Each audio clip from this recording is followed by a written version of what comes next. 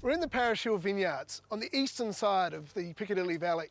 This is one of the coolest, wettest and highest places in the Adelaide Hills. But with a northwesterly aspect facing the afternoon sun, it's a great place to be growing grapes with elegance and balance. This is a tiny winery.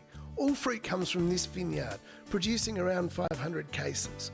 It's a hands-on operation. Even Springer the dog is in on the act. So Andrew, what attracted you to Italian varieties? Well, when I was doing my winemaking course at Wagga quite a while ago, one of the lecturers came back from overseas with new grape varieties and put on a tasting of some of these new varieties as wines, and I was really impressed with them. And at that time I was just doing Chardonnay, and I thought, oh, I'd like to do something different, a bit of a challenge and that sort of thing. So that's how I got started. And so why the Adelaide Hills?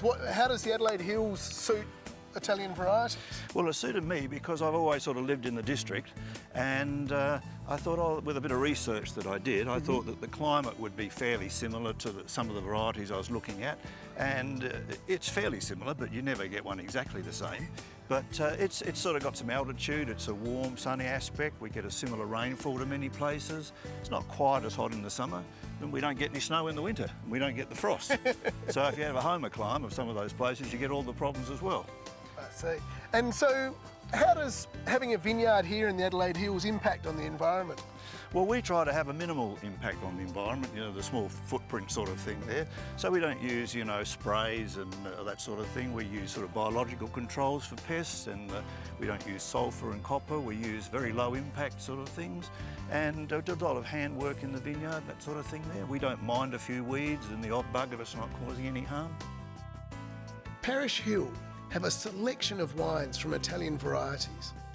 Some you may not have heard of, like Negro Amaro and Anais. Andrew, we're at the fun part of the day, the tasting. What can you tell me about Vermentino? Well, Vermentino is a wine that's, the grape's certainly been in Australia for 20, 30 years, but not ever been sort of promoted very much. But quite popular in Italy and grown all along the Mediterranean, from Spain, France, Sicily, Sardinia. It's a nice crisp wine, very pleasant honeyed grapefruit characters, really good with seafood. Fantastic. And Pinot Grigio, which is from a bit further north, so a little bit cooler? Yeah, it's definitely a bit cooler up there, and the Pinot Grigio is made more in a crisp, sort of a refreshing style as compared to, say, some of the French Pinot Gris.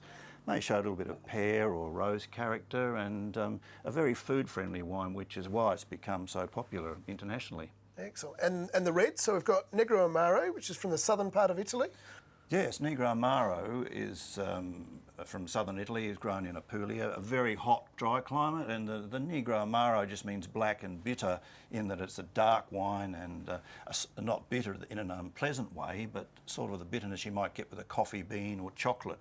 And on top of that, in the mouth, you get these mocha characters, maybe some licorice and fennel, very nice, even pruny things, and again, like all the other Italian wines, very food friendly. And so then if we go to the north of Italy again with Nebbiolo? Well, the Nebbiolo, once you go up there, you're getting into a different style of wine. It's a bit cooler. Nebbiolo is known as a very tannic wine, and in the old days, you sort of had to keep it for quite a while before it became approachable. And we and more modern people in the world are trying to show a bit more fruit in it, not as much tannin, very savoury wine, nice to drink now. And again, like most Italian wines, the savouriness really lends itself to, very, very, very different cuisines. You can go to cheeses, meats, sauce, pizzas, all that sort of thing. Fantastic. Yeah. Thanks, Andrew.